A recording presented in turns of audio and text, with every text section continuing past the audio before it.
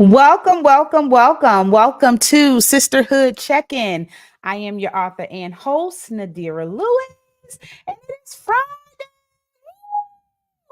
I'm excited that for each and every one of you that decide to join me today on Sisterhood Check-in. I don't take it for granted that you are here with me. I'm just going to go ahead and make sure that I am live on all of the pages that I want to be live. So just bear with me one moment.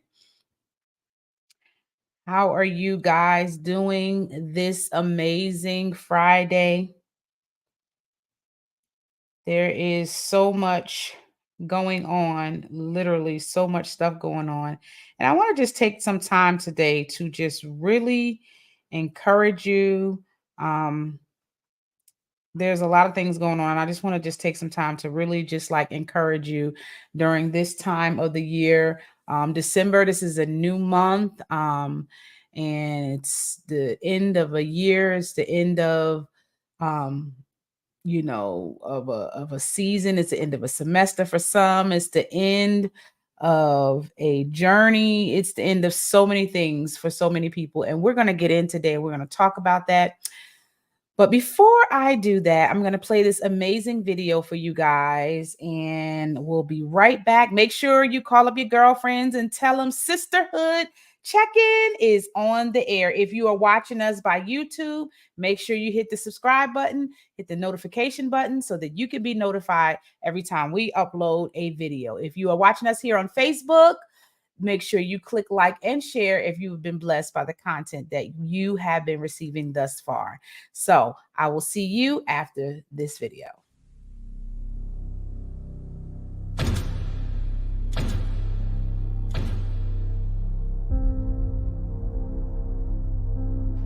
Sometimes it's not enough to be reminded that Jesus hasn't left you or forgotten you. We need to declare it over ourselves, over others. No matter the season you may find yourself in, no matter the depths of darkness you're wading through, you can join him in declaring the truth. That God is light upon your feet, whether or not you can see the next step. That God is your strength, even though the weight of life seems to be crushing you down. And that when your job, your marriage, your relationship, your health feels like it's coming to a dead end, there is only one God that can make dead things live again. These are his promises, and they're the only thing you need to declare over your life. So as you step into this next season or this next moment, you can declare that God's not done with you. He's just getting started. You can declare that the good work that he has started in you, he will surely complete it. You can declare that the same God that parted the seas goes before you, goes behind you. You can declare these promises over your life, over your family's life, over the people passing on the street. You can declare these truths over every circumstance, over every season of your life. You can declare that every day belongs to him and every new breath belongs to him. Because we have the power of a living God living inside of us. And this is our declaration.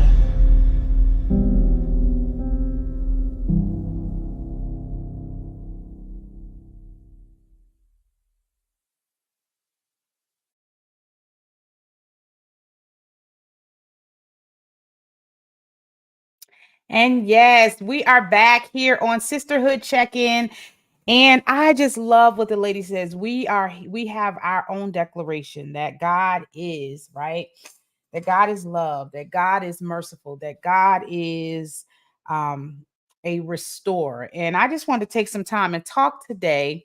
I won't be on here too long. We don't have any guests today, but we're going to talk about today about the revelation of love. And the reason why I say that is because this is the first day of the last month of the year. And there's been a lot of things I've been really like kind of like thinking about, and just really wanted to just kind of just talk to you about it. And so one of the things I was realized I was pondering today about, how the new year is coming up. This is about to be the end of a new year. So many people are going through, while other people are rejoicing and getting excited for the holidays that are come. There are some that are sitting back and they are crying. They are remembering. They are embracing memories of maybe a loved one, or somebody that they might have, or it could be, a friend, or everybody's like remembering, right? Somebody that they once loved that's no longer here with them. So I want to talk to those people, right? I want to talk to the ones that have lost a loved one, right? And feel like this time of the year is really difficult for you. I wrote a book, a journal. I got a journal and a devotional, and it's called A Grieving Family's Journal and Devotional. And so I really want to take this time to kind of just talk to you about some of the things that are in the journal and the devotional. And I want you to know that I'm actually doing, like, for the first 33 people that actually sign up to get my journal, I will also give you, as a thank you for thinking about your loved ones that are actually grieving. As a thank you, I will give you the opportunity to download my free digital business planner. With the digital planner, it has over 600 and something pages, where you can plan your life. It has all kinds of, I mean, when I tell you it has all kinds of stuff in it, you're really going to enjoy it. I use it every day, and I'm telling you, it's been amazing. But I wanted to talk today about, and I have a section in my book, and it's called Let's Heal, right? And what I say is, in moments of profound loss and sorrow, grief can become an overwhelming and isolated emotion. However, even in the darkest of times, there is a glimmer of hope. Each day in the journal, in the devotional, we're going to explore. I talk about exploring different aspects of the grief journey and offering reflections, prayers, and affirmations to help you find your way towards healing and hope. And one of the things I was explaining, I was talking to my BFF, and we were talking earlier, and we were talking about how much grief has actually changed our perspective and our outlook on how we see life, right?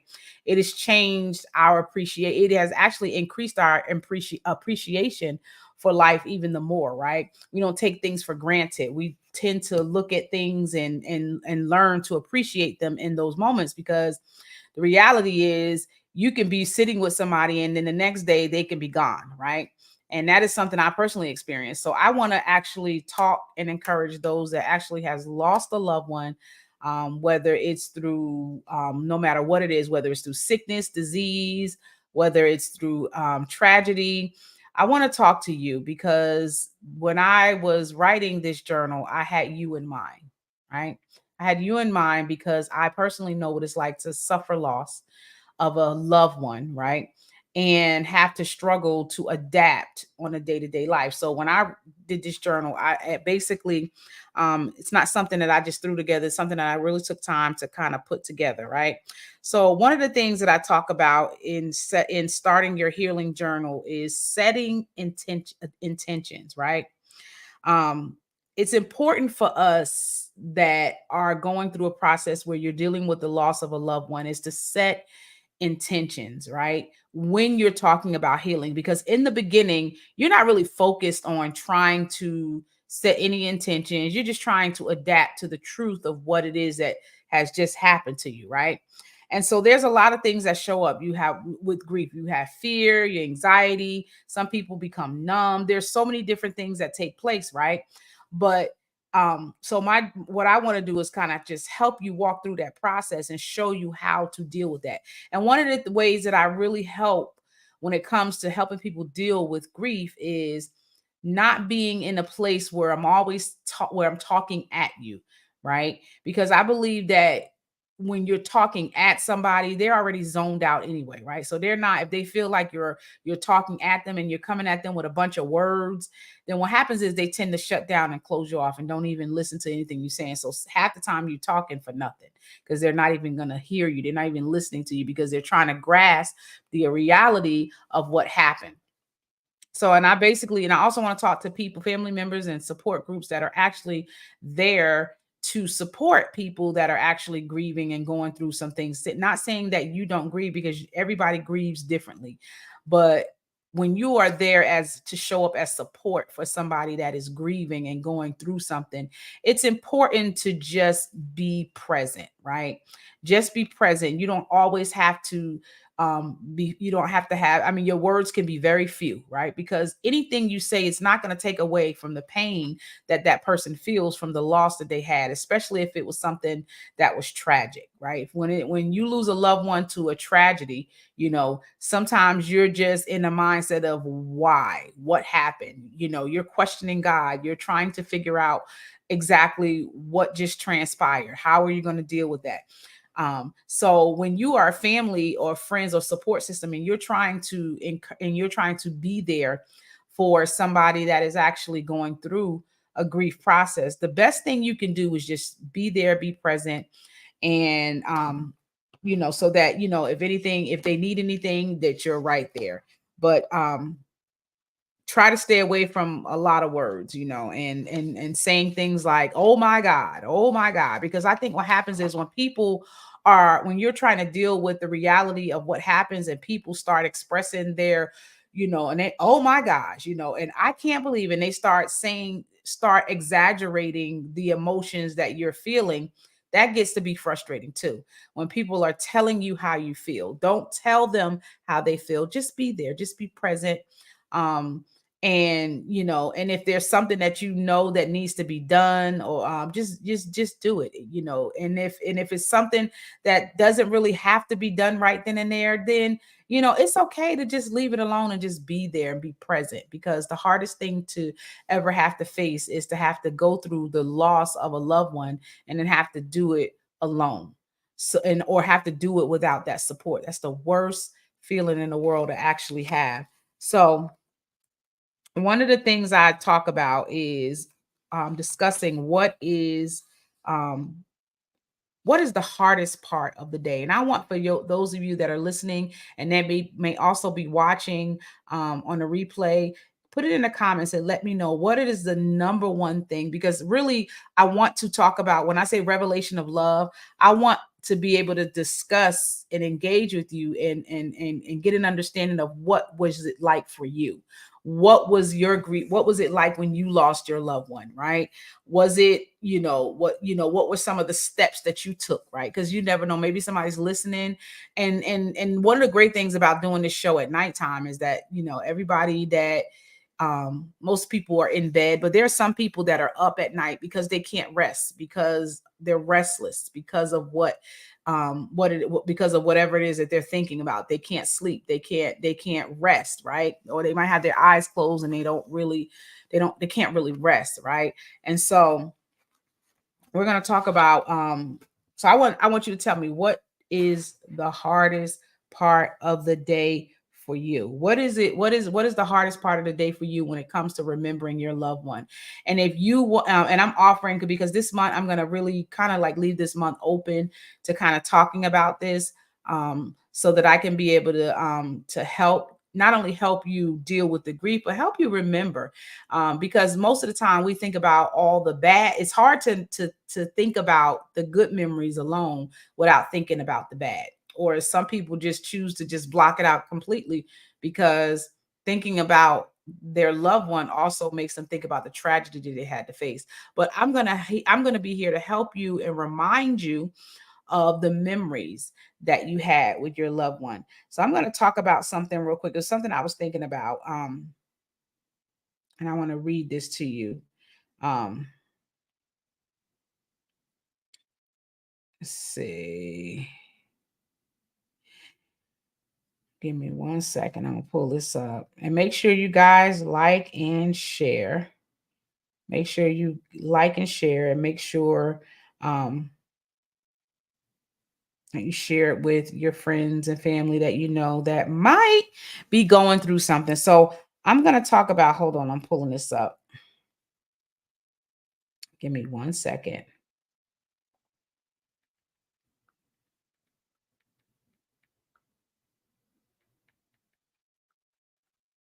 Give me 1 second. I'm over here multitasking, making sure, um, because sometimes again with this live, it doesn't always show up right away. So I just want to make sure that is live and showing up before I actually um continue, because I don't know. Sometimes it just doesn't show up right away. Sometimes it takes a few seconds. But anyhow, we're gonna go ahead and continue. If it shows up, if not, I'll just go ahead and repost it. So we're gonna talk about one of the we're gonna talk about the revelation of love, right? And the revelation of love is basically you having an understanding or an awareness, right? That even though you're feeling the way you're feeling, that God is an ever-present help, right? And that God is there with you to help console you, right? And to help you process your grief. And if you try to process your grief without him, it will become a lot harder if you try to do it on your own. So it's great when you have people around you, but when you have that opportunity to spend to in the presence of God, he will actually help you to be able to deal with the grief and give you and console you and give you promises to kind of help you in the midst of that. So one of the things that I realize is that restlessness can lead you to a really bad place. And I'm talking about restlessness in your mind, restlessness in your heart, right? When you are restless, you are not you might have your eyes closed, but you're not able to appear to be sleeping, but you are not really resting, right? Resting means your body, mind, and your spirit are all synced together in one. But when you are restless, sometimes your decisions that you're making, the things that you do tends to kind of just be all over the place, right? When you're not rested, right? So one of the things that I've learned out is that what causes restlessness is fear, right? When you're dealing with fear, because in anxiety, because of the fact that you've lost a loved one, or because you just don't know what it is that you're supposed to do in that moment. When you're dealing with fear, what happens is it causes you to become restless. So I was thinking about this today, and I was thinking about when I was thinking about the title for tonight, the revelation of love. One of the things that I realized is that I was reading the scripture, and it was saying in Second Timothy chapter 1, it says God has not given us the spirit of fear, but of power and of love and of a sound mind, right? And we say that all the time, especially as believers. God has not given me the spirit of fear, but of love, power, and but of power, love, and of a sound mind. But everything that we need as a human being to survive in this world, or to be able to make it through this world, involves you being able to have the power, which means the ability to overcome whatever it is that you're going through, right? And love, meaning that meaning that his love, he said he's given us all things pertaining to life and godliness. So he's given us power, the ability to overcome, the ability to have dominion, right? Over the fowls, over the air, over the fish of the sea, over every area of your life. He's giving you the power to overcome it, right? He's also given us love, which means that when you think about most of the things that people deal with, and we're back to talking about revelation of love, right? When you think about the things that people are dealing with in this world, most of the stuff that we're dealing with is a lack of peace of mind, right? We have a lot of mental health issues that are going on, both in church and for people that are non-believers. So I started to think about this, because I thought, well, God said he's given us a power, love, and a sound mind. And you need power, right? In order to you need power in order to make things happen, right? Power gives you the ability to make things happen. When you think about somebody that is exercising power, that means they have the ability to put something into action. They have the ability to make something happen, right? When you think about us as believers, we have the ability. God has given us the ability to make things happen. How do we do that, right? We do that through our words, right? Through our belief system. When you're struggling, and I was talking to my son about this earlier, and I was saying how um when we are dealing with not really understanding the will of God for our life, that's not a matter of that powerless feeling really comes from us not being able to tap in and be able to figure out what God is saying, because the Bible said God speaks once, yea twice, but man perceiveth it not. So sometimes the fear that we're feeling is because we have not yet tapped into what it is that God has designed for our life. If the will of God is made known to us intuitively, right, then that means that we have to go internal, right? That means we have to go, because God is, if we're born again believers and the Spirit of God lives within on the inside of us, right, that means that the fullness of the Godhead dwells in Jesus, right? If the fullness of the Godhead dwells in him and he's on the inside of you, then that means you have everything that you need to fulfill whatever God has called you to do. That means you have everything that you need even to overcome the circumstances and the situations that you go through, right? So he's given us power, right? He told the disciples, it's funny because I was thinking about this earlier. He told the disciples, he said, wait until the Holy Spirit has come, and he will give you, he will fill you with power, and then you will become my witnesses, right? You can't really become a witness to something that you've never experienced, that you don't have. When you think about what a witness is, that means they've experienced or they've seen something, right? And so God has actually allowed has the same God that raised Jesus up from the dead lives in us through Jesus Christ, right? Adam messed it up the first time, and God gave us, allowed God sent Jesus to kind of restore our authority and help us to get back into our rightful place. So it is our job to make sure that we understand what the will of God is for our life, so that so that we're not living defeated lives, right? So that we're not walking around feeling depressed, so that we're not, which means to be pressed. The enemy should not have that much access to make you deep. He should not be pressing you like that and you submitting, right?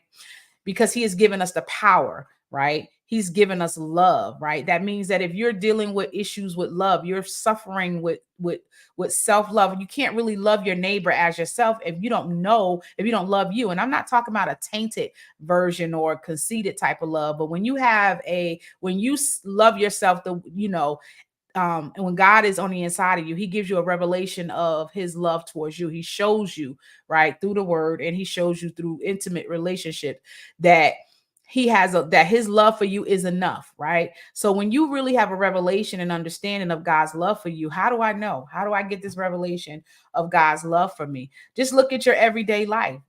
Some people should have been dead. Some people don't even shouldn't even be alive, right? You shouldn't even be where you are in life, but God's love, right? While we were yet sinners, he died for us. He loved us, right? While we were yet sinners, he still loved us, right? He still died for us, right? His plan about us, even when Adam fell, it did not change. His thoughts about us are good and not evil, right? So the only way, when you get an understanding of that, then you begin to understand God's love. When you understand God's love for you, right, then you can walk in the power to do something about whatever you feel like when the enemy is coming in, right? Then the Spirit of the Lord will lift up a standard against him, right? You don't have to live a life where you're defeated, even in your emotions, right? When you're defeated, even in grief, because grief, if God told the children of Israel, not to grieve for Moses for a long time, right? Because what will happen is when you grieve for an extended a period of time, right, like years and years and years, and I'm not talking about telling you how to grieve or how long to grieve, but what happens is when you spend a significant amount of time grieving, it starts to affect you um emotionally. It kind of will take you to a place where you kind of feel like you don't have any control, any power to do anything about. You feel powerless to do anything about what has happened, right? And so that's why I created this journal, to kind of help you, because I remember when I was going through the grieving process, I literally felt like I was in a sinking hole. And I felt like, though I can look up and see that there was a way of escape, it was hard for me to move my body to reach up, for help, because I felt powerless. I felt like, everything that I thought I knew, about God. And I think that's the hardest. I think it's hard, especially for believers, right, that don't really know the plan and purpose that God has for their life, or not really know, because God, he says ways are not our ways and his thoughts are not our thoughts, right? So sometimes when God allows things to happen in his sovereignty, that can be the most frustrating time in our life, because we don't understand how he moved. How did I get to this place? How come he didn't tell me? How come I didn't, know, so that I can be able to pray against this? When it's hard. But when you're reminded of things like, we don't that we don't that we that as believers, the Bible tells us we don't grieve as those that don't have any hope. So understanding, and that might be hard to grasp when you're losing somebody, like, that's close and dear to your heart. It's like, huh? I heard somebody say, well, if God is good, then why does he allow bad things to happen to you? Because we live in a fallen world. It doesn't change the power that he has to, his will is still going to be, I mean, he's still going to, it doesn't matter. It doesn't change his love for us, right? His plans for us hasn't changed. Even when Adam sinned, it has not changed. What he did, he just came to fulfill what his original plan was, right? And he showed us through the example of Jesus Christ on how to do that. And so when you think about some of the things that, when you think about the grief, one of the things I had to realize is that even though it was really tough for me to really grasp the reality of me not even having a warning about what was going on, it wasn't so much that God wasn't warning me. It's just that sometimes I had so much, I believe that there was so much going on in my mind. I was so distracted. I wasn't in a place, in a position to hear. And even if I did hear, it doesn't mean that it will change the course of the direction that he allowed, because sometimes sometimes God allow things to happen in his permissive will that we'll never be able to understand. You may not be able to understand why you lost your loved one. You may not be able to understand why. I remember I had my cousin when he lost his two kids, and they were like 6 and 9. Most devastating thing that ever happened, and lost them to the hands of a family member.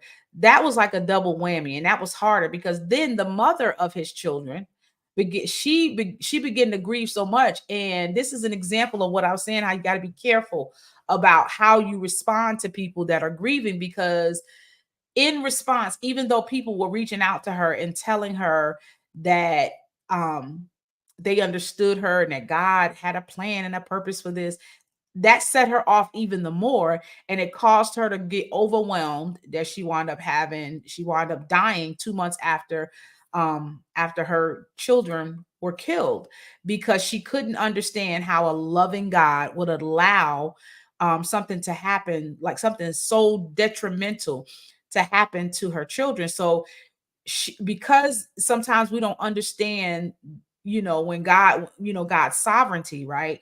We tend to kind of question why he does things. We tend to get furious and we tend to get frustrated because we don't understand, like, Lord, why'd you allow this to happen? Like, why? How could you, you're a good guy. And I think it caused her from seeing her video on live. um I saw the fury in her eyes at being upset, because especially towards believers that were trying to really encourage her by doing sort of like what Job friends did. Job friend, when Job didn't even know that the things that was happening in his life and the loss that he was experiencing was in God's control. He did not know that, right? But he trusted the integrity of God to know that if God was allowing this to happen, that God knows it. It's, I mean, to get to that level takes time. I mean, I think about that. I'm like, man, Job lost all his kids, right? And then he had his wife telling him to curse God and die, right? And I can just only imagine the mental torment that he probably was feeling, because anybody that loses a child, I've never lost a child in terms of being, without them whole, I've had miscarriages, but I've never had a child actually born and then taken away. But I tell you, that miscarriage felt just as, it was just as hard, because you bond with the baby, you bond with your children, and then for them to die at the age that they were, these, Job's kids were older, they were adults. And for God to authorize, right, Satan to come in and take, and to attack him the way he did and tell him don't hurt the body, he had to have a level of trust in God to know that if God allowed this to happen, though I don't understand it, I know that God is righteous, right?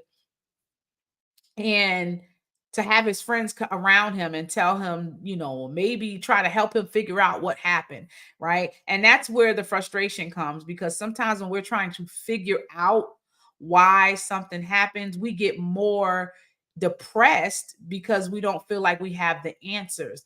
And that is the part of my life that I had to, during my grieving time, where I had to realize and come to terms that there's some things I'm just not going to know, right? There's going to be some things I'm going to have to cater, or not really cater, but have to kind of like, make up in my mind that this is this that God allowed this to happen. And because he allowed this to happen, then that means there's something in this that I need to pay attention to. There's something, if he allowed it, then that means I have to pay attention to what he is either saying in the situation or what he's trying to communicate me through the situation. And that's sort of like how we kind of got to look at it when we're dealing with the loss of a loved one. We have to look at it, okay, what is God trying to show me through this situation? And where is he bringing me? What does he want me to know as I'm going through this? And I think when you take those time to really reflect, doesn't mean that you're going to get the answer that you want, but it will bring peace to you, and it'll help you to be able to deal with, excuse me. Oh, excuse me. It'll be able to help you deal with the loss of your loved one. And so one of the things I had to realize, one of the scariest things was for me, is understanding that what happened was a part of his sovereignty, and I didn't have, and though because he's God, he didn't have to explain to me why he was going to do what he was going to do. But I had to be okay with knowing that if God allowed it, that there was a purpose behind it. So I want you guys to make sure that if you have a loved one, if you know anybody that has experienced a loss, make sure you get this into their hand, because one thing I've learned about people is that not everybody feels like they can open up and talk. And so what happens is sometimes we die emotionally, with poison on the inside of her. When I think about my cousin and his daughter's mom, and how there was so much pent up and frustration with dealing with the loss of her children, that it literally put her in a place to where she just literally, she was angry with God, right? She was angry with God because she could not understand why he could allow this to happen. So this journal and devotional doesn't really, I don't really tell you how to grieve. But what I do, because I've gone through the grieving process, I have put together some prompts to kind of help you remember, right? Because I think the greatest thing that we have on this earth is to be able to hold on to our memories, right? You might not be able to see that loved one anymore here on earth, but we do have the ability to be able to remember them, right? We do have the ability to hold our memories, which is a blessing, right? God has given that ability, us the ability to be able to hold on to our memories, right? So one of the things that I realize is that the journey to healing, it is a day by day process, right? It's a day by day process. And part of the process is being able to cope with the newness of what has to take place. You being able to adapt, right, to your new lifestyle without your loved one. And that is a day-to-day process, right? And if you have therapy or life coach, it's good to talk to somebody, right? To be able to get those emotions out. Now, you may not have to, and I don't, sometimes in the beginning it's hard. You don't want to talk to nobody. In the beginning, you just want to kind of wrap your head around the reality of what just took place. So sometimes in the beginning, you're not thinking about talking to anybody. You just want to be left alone, right? But then there comes a time in your grieving process. Oh, excuse me. Oh, excuse me. I'm sorry. I had a really, really long day today. Sorry about that.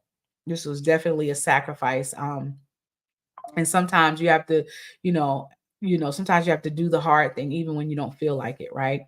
But one of the things I realize is that when you get to the point where you want, sometimes when you realize has taken you so far back, and you realize that you're no longer in touch with the reality of life anymore, you realize at some point you have to pull yourself back, right? And because if you allow grief to take you too far, it can be a struggle to come back, right? To come back from that place. And I know what that felt like because I experienced it myself. Excuse me. Oh man, I'm telling you. And so what I realized is that when you're at that place and you're ready to say, you know what, God, I'm ready to deal with the reality of life. I'm ready to, or you're being forced, whether you're ready or not. When you're being forced, whether you have other children or you have other responsibilities, when you're being forced to have to come back, from a place of deep sorrow, you're going to need somebody there to kind of help you get back into the scope of things. And so this journal is a way to kind of help you get back into the scope of things. It kind of is there to help you to take the next step on your journey to healing. And it is a subscription. It is a 12-month subscription. And the reason why I pretty much did 12-month subscription is because everybody's there for you, right? In the beginning, right? Everybody's there, everybody's calling you, everybody's sending you gifts, everybody's cooking for you. But then then a week goes by, then that starts to slow down. Then a month goes by, then you start to get fewer calls. And then next thing you know, 6 months in, you might have one or two people that check on you every once in a while, right? So most people don't realize is that when everything is done and over with, your hardest struggle, right, is at nighttime, and your hardest struggle is 3 to 6 months later on down the line, when everybody's gone on with their life and grasp the reality of what happened. Now you have to deal with, now at this time you're needing everybody's support, and everybody's kind of just kind of gone on with their life. And so this is a great tool to be able to help you in those moments where maybe, you might have some loved ones that are present, that is there 3 months, 6 months down the line, but some people don't, right? And so this is a great way to kind of help you to be able to cope 365 days a year, right? So as you're going through the different stages of grief, because as I said earlier, is that people grieve, there's 7 different types of grief, and everybody grieve differently, right? And everybody's timing in which they grieve is different. Somebody might grieve, you might have one person that might grieve 5, 6 months, and they might be able to bounce back and be good.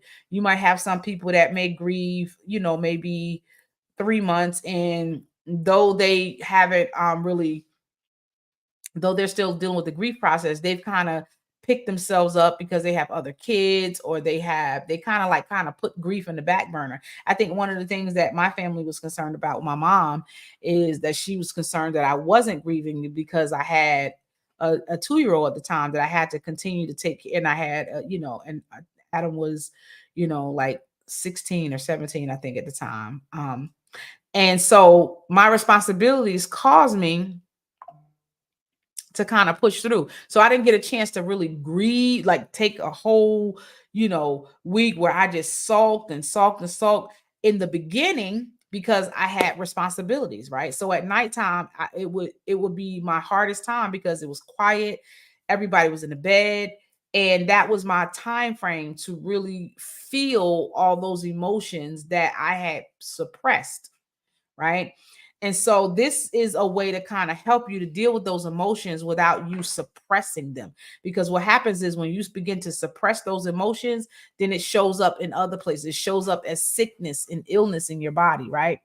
It shows up as anger, right? Then you find yourself frustrated with the people that are there to support you, and but because you're so emotionally up and down, because you suppressed your emotions for so long, you have to at some point be able to deal with those emotions. So one of the ways that you can deal with those emotions is journaling, right? Journaling help gets the poison out. So that's why it's important to journal, and that's why I combine this both with a journal and a devotional, so that while you're writing and emptying yourself out from all the anger and frustration day to day, that you're also replenishing, right, your soul, right, with encouragement, right? So while you're getting that poison out, you have the opportunity to encourage yourself in the Lord, right? You have the opportunity to see, God's view and perspective on grief, right?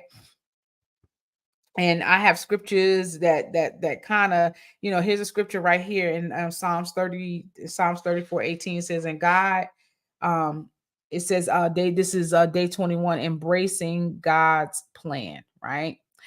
Sometimes in the grieving process, you have to get to a point where you embrace God's plan, right? Which means you have accepted what He's allowed, and now you're learning how to cope. You're learning how to deal with the reality of what happens, right? And so in Proverbs 16:9, it says, in their hearts, humans plan their course, but the Lord establishes their steps, right? We plan how we want to live our life. We decide when we get up in the morning, this is what I'm going to do, this is what I do. But in planning, and the King James Version says, man plans his way. Many of the plans in a man's heart, but it's the Lord's purpose that will prevail. And though it's nothing wrong with planning, but sometimes when those plans get intercepted, it can be overwhelming, right? It can be overwhelming. So we have to get to a place to where we leave room in our life for, if things don't go the way we desire them to go, that we're not internalizing it as a defect, but understanding that that God, that many are the plans in a man's heart. We have a lot of plans for what we want to do with our life, right?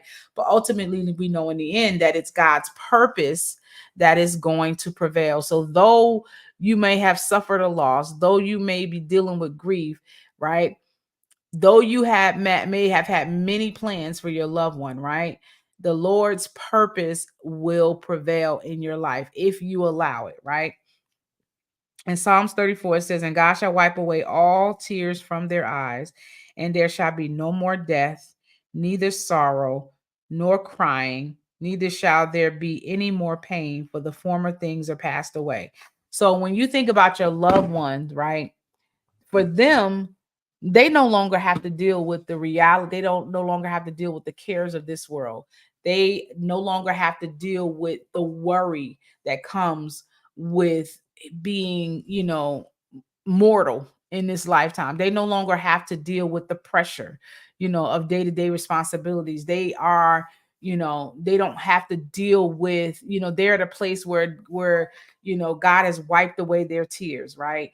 And it's important for us to know, right, that while we're going through the grieving process, that when we connect our emotions and when we connect our emotions with the spirit, to the spirit of God, that He helps us to deal with the extent of how we grieve. He helps us so that we don't allow the grief to overtake us and put us in a place to where we're not functionable, right? Because some people can get in a place where it's hard for them to come back, like what happened with my cousin. When her children died, literally, it was a hard place, a hard reality to grasp, and she never recovered from it.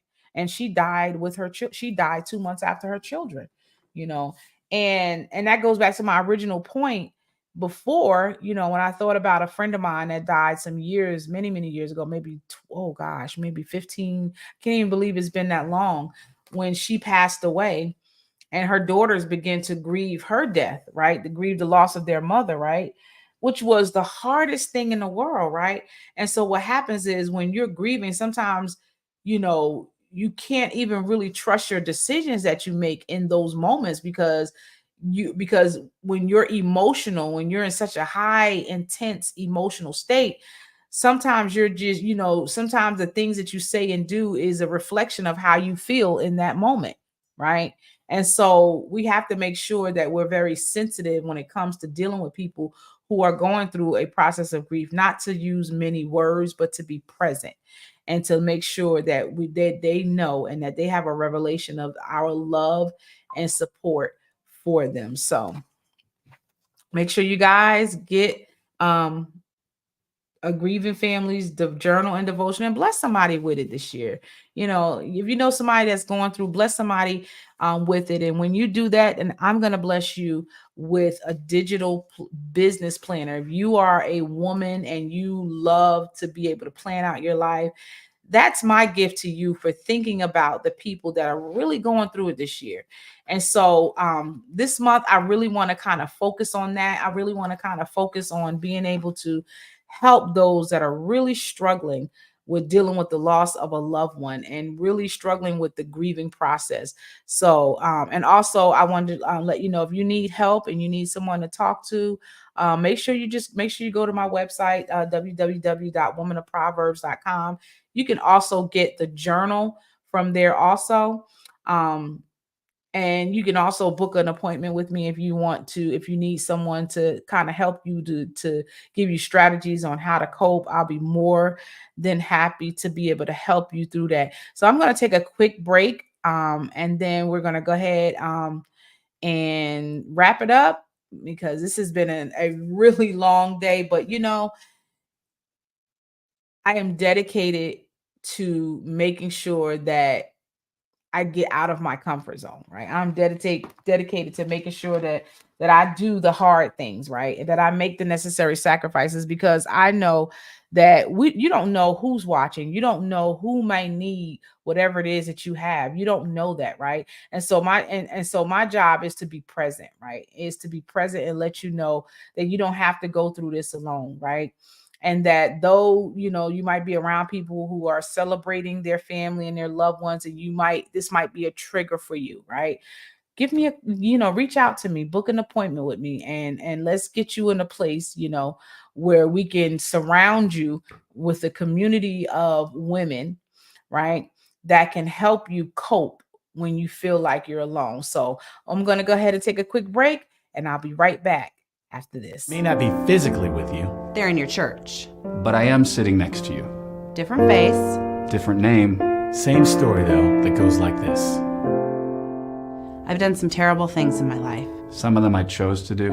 And I own these choices. But others, I just feel like I was swept up in a series of circumstances that didn't involve my will. They just sort of happened to me. I've become the culmination of those choices and circumstances. So I guess I just need to say it. I really need some help.